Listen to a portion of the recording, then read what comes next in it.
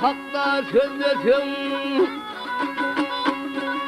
Serdar hakta sözlesin, gönlün yazık açılar, mehribanlar serdarım, hormat bilen geçilir.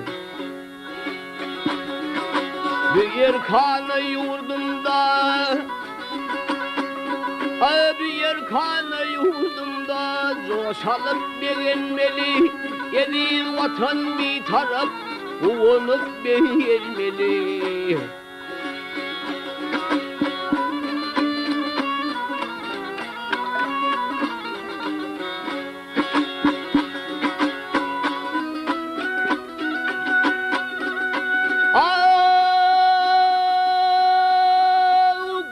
Türkmenistan'ın huzur gayratım tağım, benim devlet rızayım, baydağım dinim derim.